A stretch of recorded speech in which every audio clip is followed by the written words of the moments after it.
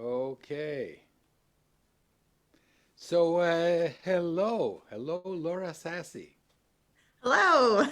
and, and hello to all of our video and podcast viewers around the world. This is Mel Rosenberg, a host for the Children's Literature channel of the New Books Network. And today I have a very special and successful children's book author, Laura Sassi from New Jersey. Right. And here I am in Israel, and isn't it wonderful that we have all of these miracles in our lives? Great use of technology. Yes, but it is a kind of a miracle, even if you're not religious. Yes. But you are religious, so this is a departure from my usual comfort zone. You have two recent books, which might be called denominational books or religious books for young children. And I'm going to ask you to tell us about them Okay. because I feel like an alien reading these books and I have lots of questions. So let's start out with your really new book, uh, Bunny Finds Easter. Okay. And yeah, and you have another new one called Little You, which I find more interesting. But yeah, start out with Bunny Finds Easter. Okay. All right. It just came out last week. It Just did. It's just just brand. just just in time for Easter. That's right. So yeah, and just the right size for an Easter basket. So this is just a very simple board book for littlest readers that just I would say has like a light faith touch on it. It's about Bunny who is enjoying all the traditions of Easter, going on Easter egg hunts, decorating Easter eggs, but just wonders what is Easter really about? And there's a little bit of even board book foreshadowing. There's a cross that appears on the hot cross buns, and then you can follow the cross, and she gets to church and they sing an Easter song. And then it says her spirit glows, and deep inside she knows Jesus. That's what Easter is all about. So just like a little introduction, a fun introduction for littlest ones that you could tie into what you're doing at Easter. Easter egg hunts and so forth are very popular during that One season. second. Treat me like an alien, right? I'm Jewish. I know nothing about Easter, but I know that bunnies are involved in Easter somehow, and that you don't eat them on Easter. So what's their job? Well, I think bunnies are just sort of representative of the new life, like little chicks and bunnies, the new life you have in Christ. It's all things are made new at Easter. Okay, because Easter, which shares common roots with Passover, Yes, it's a spring festival that goes back thousands of years to exactly. pagan worship and culture, and it's really really interesting. I don't know how the bunnies got into it, but I'm certainly not sure either. but as long as you don't eat them for Easter, so I'm happy that that they're heroes of Easter, and you go around finding these eggs, right? Exactly. Yes. So on an Easter egg hunt, so in our family, when we were little, and this is one of the reasons I wrote it, I was confused when I was little, as many small children are. Is it about the Easter bunny and Easter eggs and jelly beans, or is it about a little bit more? So when I was little, we always lived in cold climates. The Easter bunny would come and hide Easter eggs and jelly beans, and then we'd find them Easter morning. And then we'd go to get dressed up and go to church. And celebrate Easter. But I didn't really understand what we were celebrating. So this has all of those. All those traditions can be used to point to the meaning of Easter. You can talk about in symbolic ways. So you can talk about the eggs, new life coming out of the egg, or the tomb. The egg could be like the tomb, the stone at the tomb that's rolled away on Sunday morning, and Jesus has risen. All those kinds of things. The jelly beans, Yeah. with my kids, I would say are God's love. God's love is even sweeter than the jelly bean. Things like that. Okay, but here's the thing, whether or not you believe in Jesus, everything in the book starts out fun. It's spring and there's goodies and chocolates and eggs, and then everybody's in church. The bunnies are in church, and the priest is a dog or a bear or somebody, Yeah. And then in the next page, it talks about Jesus dying for our sins.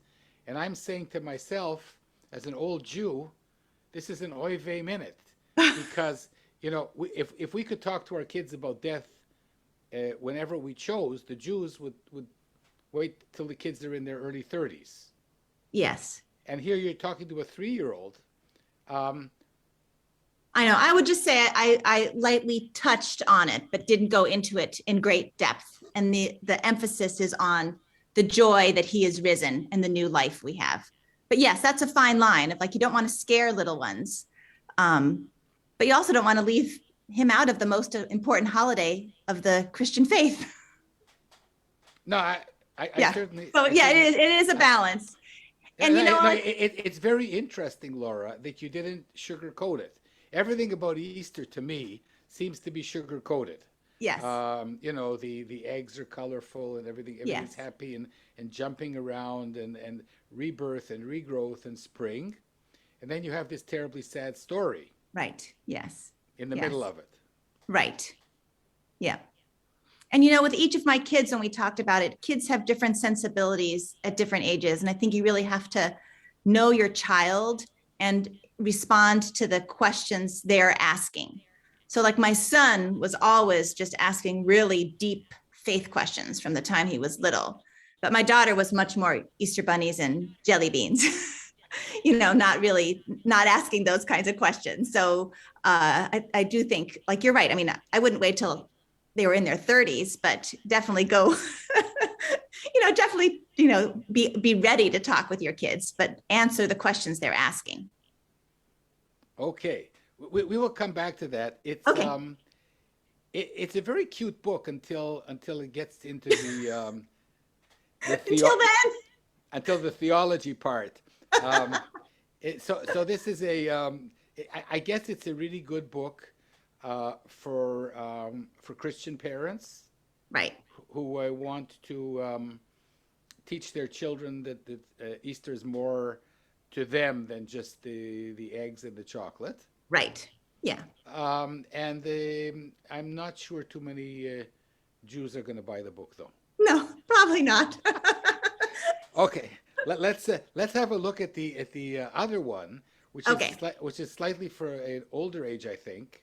Yes. And I have lots of questions about this one. Oh, okay. All right. So Little You is a retelling of one of my favorite parables in the Bible, the parable of the lost sheep, where the shepherd notices that one sheep is missing and he leaves the flock to go and find the lost sheep. And everyone rejoices when the lost sheep is found.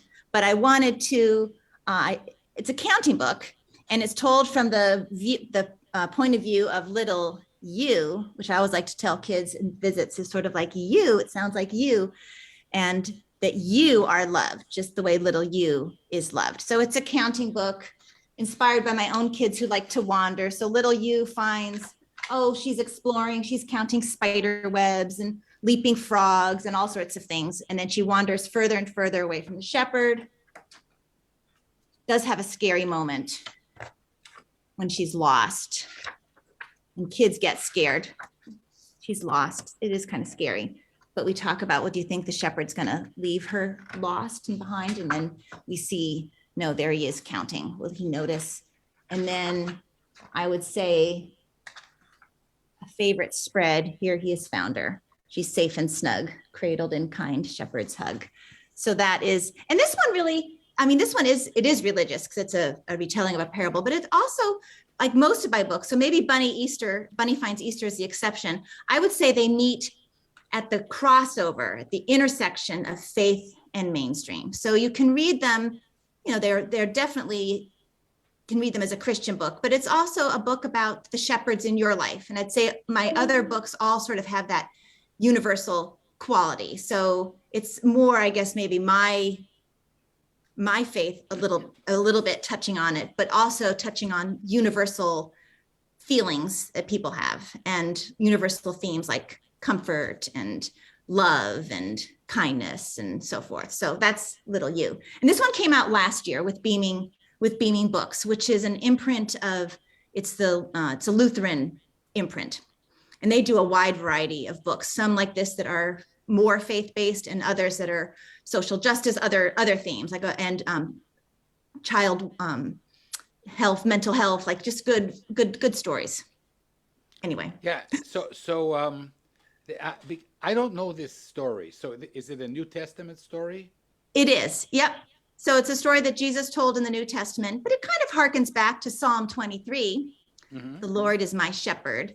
And certainly, the parables, it was a parable that Jesus told. So drawing upon their sheep and shepherds and things that were common in that landscape and time.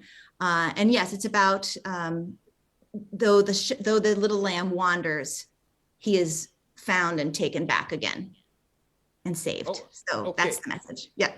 So I feel like an alien, but thank you very much for explaining these things. Yes. So the 12 stars, what do they represent? Well, in the Old Testament, the 12 stars would represent the 12 tribes. I just thought it was a nice whole number. I counted up to 12. Uh-huh. I don't think the stars aren't in the parable. Where are they? Mm-hmm. They don't really represent anything that's a good, interesting question. They don't represent anything specifically, but they are sort of in keeping with numbers in the Bible, and 12 is a very important number. We had the 12 tribes, right? And then you had the 12 disciples. But I was just thinking 12. There really wasn't. I mean, I could pretend there was something deeper with it when I chose 12. But the story I wanted it to, 10 just wasn't quite enough to get as lost as I wanted the little lamb to get. so Laura, here, in the Psalm, it's really all about God. Yes. And in this, and I haven't followed the New Testament lately, but in this parable, It's about God. But this naughty little ewe, Yes. gets itself into trouble. Yes. It's a getting lost saga of this ewe that says, oh, well, I know I should go back to the flock, but here I have spiders, and over there I have guayavas or figs or something, and I'll be back soon, until she gets totally lost, and it's nighttime, and there's all kinds of menacing owls and Bats. crocodiles and stuff. Yes. Yeah. No crocodiles. No. Bats. That's in my Jewish version. And so I was really intrigued by this because of the reader response. In other words, what are you teaching here in this story, if anything? I think I'm teaching, if God is our shepherd, and I believe God is our shepherd, he wants us back in the flock. He loves us, and he cares for us. And even if we wander, and even if, life's distractions take us away, he's always ready there to come and find us. But little you calls out to him. We need to call out to him. But yes, he wants to find us, and it's a story of redemption. Okay. So, because I think that Judaism and Christianity are really, really similar religions. I think so too. But there are points of difference here, because, I would punish this ewe for getting lost. And the story is kind of, it's okay to get lost, because God is there, Jesus is there, the shepherd is there. You can misbehave, you can be a miscreant, and God will take care of you. I would say, though, that in the Christian faith, there is something called repentance, mm-hmm. where a contrite spirit, you need to come back, you're humbled by it. Yeah, I mean, you can also get devoured. Absolutely. By the wolves in the forest. That's right. There could be natural consequences, which with my own little ones, we always have been talked about the natural consequences of things. If you wander off, you might really get lost. Yeah, so that's the point I'm trying to make. So right. This is really, I don't know if it's a point of difference. And I really did like this story. I don't know if I should say that as a Jewish person, but the one thing that bothers me is that, for example, in Judaism, we teach that God knows everything, mm-hmm. but still you can make your life choices. That's right. And really, it never made any sense to me, and it never will, but that's what we teach. That's right. Um, That's what we but teach too. That's right. yeah, It's yeah, free will, free yeah, but choice. we tell the kids, you know, if you get lost in the forest, right, then don't count on God, because he might not come. The Right. shepherd might not do the counting. Right. Well, I just wouldn't bring, this is one story, one aspect of God's love. I definitely think, I mean, I hope that the shepherd, there was some consequence for little you, that she learned her lesson, and that maybe the next time there'll be, maybe she won't be able to, maybe she'll have to stay with a buddy the next day when they go up to the to the hills to eat, so and so forth. So I think I wouldn't read too much into, I mean, I wouldn't generalize about parenting, or, exactly those kinds of things. It's a lovely story, and I could almost buy it. It's Well, like I you take say, that as a compliment. it's borderline. It Yeah. really is borderline, and I want to come back to that in a few minutes. I'm really enjoying this conversation because I don't usually have this. I'm really enjoying it too. You're really the first religious writer who is a Christian who is on my show, and I'm really enjoying this conversation because really I have so much to learn. But I want to take you back now to your first big success, which is Goodnight Ark. Yes. And Goodnight Ark, I love. And this is a cross-denominational story. It's hilarious. God is really doesn't make even a guest appearance here. It's all No. about these animals, these animals wreaking havoc. Noah's trying to get some sleep, and of course, it's a brilliant play on Goodnight Moon, and I love it. And the rhymes are terrific, and the page turns are genius. Can you show just a few pages and read some Oh, of it? sure. Yeah. Yeah. So this is the one that sort of set everything else in, Yeah, in, and in- then yeah, yeah, and then I want to come back to that, and we want Okay. to talk a little bit Okay. about All right. Yeah. Okay. So this is my first I book. want to talk about Jesus too. So Okay. we have lots of stuff to discuss here. That's right. Okay. So Goodnight Ark. It's bedtime on Noah's Ark, and the animals are scared as the storm escalates. And how is and as the storm escalates, they all go running into Noah's bed. And how is he going to get any sleep? And how is he going to get them back to their own beds? And so this was inspired by my own kids, as I guess probably many of our stories that we write are inspired by our own kids. So my own kids and our dog, when they were little, would always come running into our bed when it was stormy. And they did not want to go back to their own beds. But I thought the story about that was a little bit boring. So I kept playing with ideas. And then I guess because I was raised in the Christian faith, I was like, oh, one of my favorite stories. Why don't I make it on Noah's Ark instead of in a normal house, and have Noah be the parents and the kids be the animals? And then there I was. So it took me a long time to get the rhyme just right. Many, many, many revisions. So do you want me to say, beds are ready, food is stored, Noah hollers, all aboard. Guests rush forward, furry, scaled, woolly, feathered, swishy-tailed. And the illustrator, Jane Chapman, has done a fabulous job, because you can find these skunks play a really important role in the story. So I like to point them out to kids, make sure they know what skunks do. And then they can find them sort of hidden on the pages. But I mean, just wonderful illustrations. The storm escalates, 2 by 2 to bed they creep. Noah yawns, it's time to sleep. Then you have the storm beginning. But then you get, but not. And so every page is like, but not what?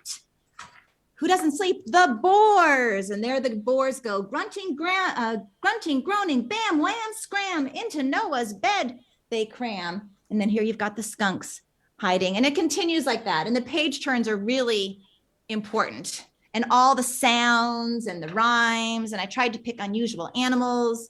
And it's kind of interesting how things work. So, this has become a very popular baby shower gift and bedtime story. And I hear people write me and say that their kids really enjoy it, and they're having to read it again and again. So hopefully it's okay for the parents to read it again and again too. I think they enjoy it. You can make sounds. So that's Goodnight Ark. And it's also it came out in board book a year after, which is, I think, is even a better format. And I have the board book of one. It's just a little bit smaller, with thick pages. I had one parent many years ago when the board book first came out on Facebook. She sent me a little video clip of her daughter turning the pages with her toes. She was only like 18 months old. It was just the cutest thing, but really interacting with the story. So that's good. So Laura, this book is really not denominational, because the story, the Old Testament is embraced by Christianity and Islam, but Noah's Ark is a tale that you find everywhere. It's not just these three religions. It's like the pandemic. It's right. Noah's Ark is everywhere. Before we forget, please mention again the illustrators of the other two books, because people are listening in the podcast and they won't be able to see the beautiful artwork. So this one is illustrated by? This one is illustrated by Jane Chapman. So she's a New York Times bestselling illustrator. She did the Bear Snores On books. It was a great pairing for me to have. I mean, this is like a dream of an illustrator to have, and she really did a great job. All I can say is Jesus loves you. But you did your work. Let's talk about that in a second. Okay. The other two books. Okay. So Little You is illustrated by Tommy Doyle. He's an Australian. And I always like to say at school visits, there are a lot of sheep. So that was like a really great pick because they're very expressive. And just show a picture of the shepherd. Okay. Because the shepherd, he looks Semitic, and I like that. In a story that has to do with the Middle East. Yes. He did a wonderful job of researching that and looking at. I think he looked at photographs and things. And all the little things that she chases, I checked, they're found in Israel and Palestine, in that part of the world. So even the badgers. So and figs. Figs are that I chose that snack on purpose. Yeah. I love figs. Okay. And then go ahead. Yeah. Do you want me to show Bunny? Yes. Oh yeah. So Bunny is illustrated by Ella Jarzabek. She's Polish. So I've had very international publishers, illustrators. She's Polish. And she just did a wonderful job. I didn't see any of the illustrations till it was finished, but she added, and in a board book especially, so many details are in the illustrations. And she really did an amazing job. My niece, who's 13, spent a couple hours looking at it and noticed that the pattern in the curtain on this page matches the pattern she's painting on the egg. Just so many little details. So those are the illustrators for those. We certainly owe at least half of the credits to the illustrators of our stories. Absolutely. Yeah. So now, before we talk about your move to more religious books and Jesus, tell me about you. How did you become a writer? How did you have this astonishing 1 in a million success? Let's see. Well, I've always liked, I guess like many writers, I've always enjoyed writing. I started writing just for fun when I was little. My mom sent me, I have it upstairs. I did a retelling of Noah's Ark when I was 8 years old on steno pad, from an extra long steno pad.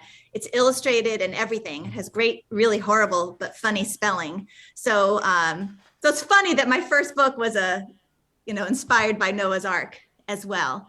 I always enjoyed writing. I always enjoyed reading. My mom was an artist, so we were always doing creative things in our house. She always had her paints or crayons out. So I was drawing, but I'm not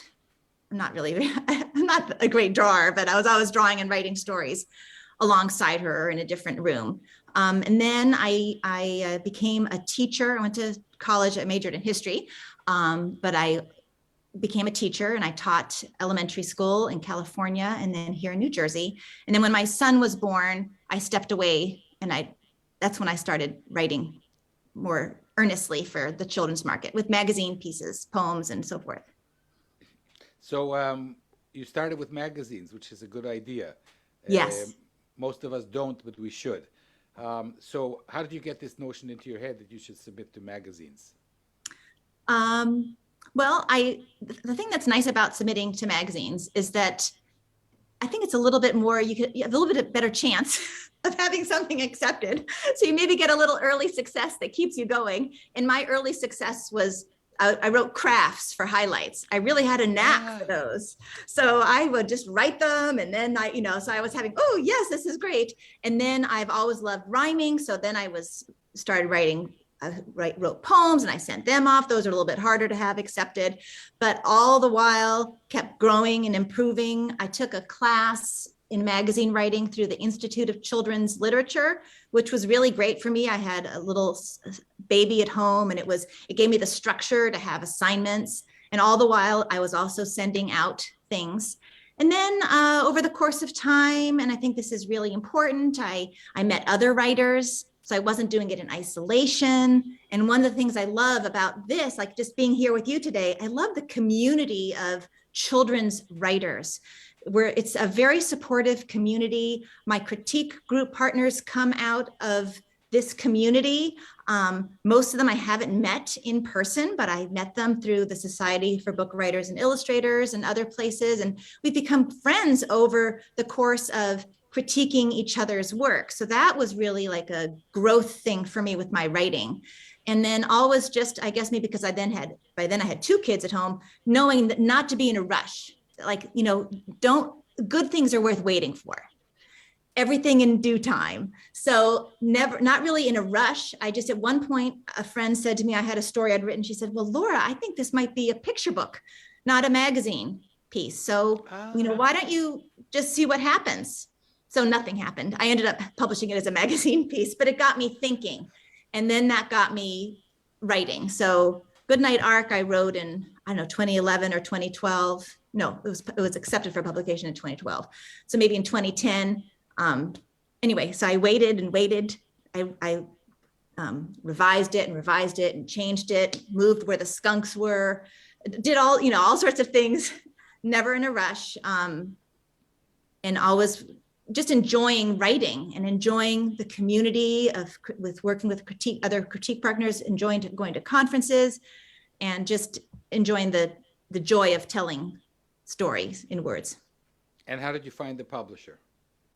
Well, the editor at one of my magazines became the editor or the senior editor at Zonderkidz. But that's how I just had that connection. But my agent, I don't think anything would have happened without my agent. So this is a good time to give credit to your agent, who is? Yes.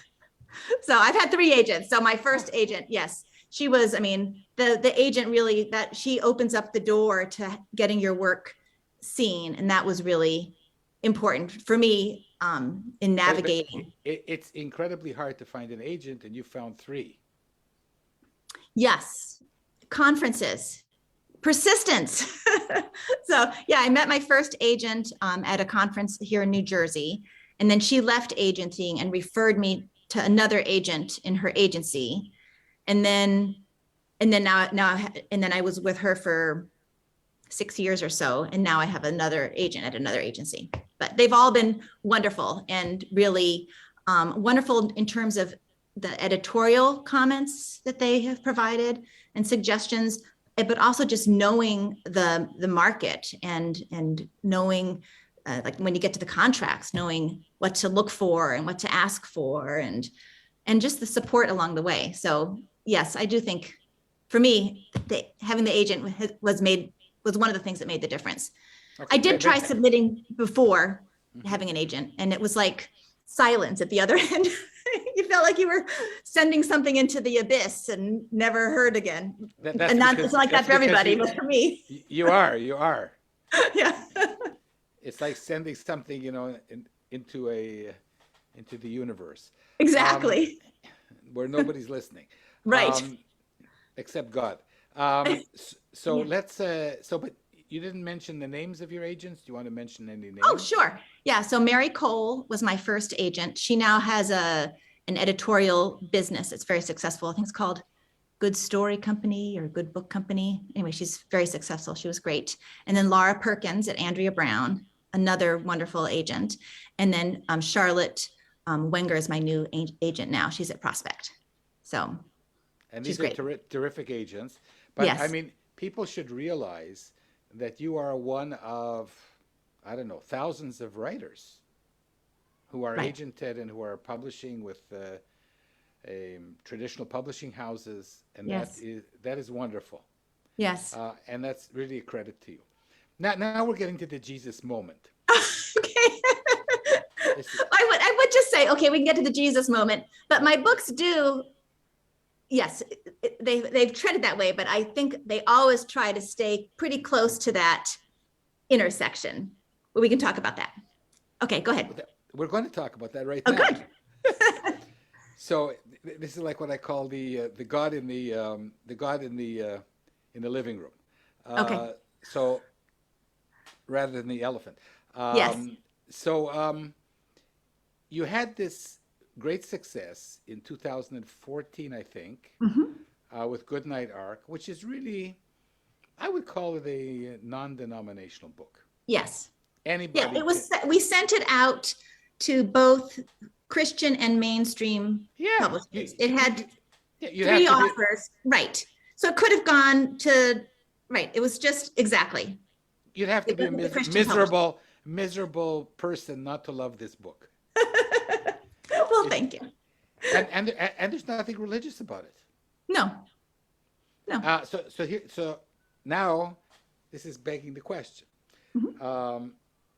Why have you gone in this more Christian direction rather than opening up to a wider community? Well, I would say that I would disagree with that. I think that I have stayed in the wider community because while this says Jesus, that Easter is about Jesus, and this is a retelling, this one can also, I think, be read not in a religious sense. It can be read as a shepherd seeking a lamb. It's a story. And this, we haven't talked about this one, but after Goodnight Ark, Goodnight Manger came out. That's a Christmas story. But then this one is Diva Dolores and the Opera House Mouse. And this is just purely mainstream opera lovers unite and enjoy. It's a story of kindness and compassion and not judging someone by their small size. Dolores needs help making her debut, and little Fernando is offered to help, but she thinks she deserves bigger help. So that one is purely mainstream. And my goal, I would say, still is, I like being at the intersection. I like having some that are mainstream where I can go and, just there's different audiences, and I like that. And so, I would argue that my one... Laura, I know this book. Which one? This one? With the opera and the mouse. Oh. But it spoiled my argument, so I didn't bring it up. No, but your last two books, I would argue that they were very, very Christian.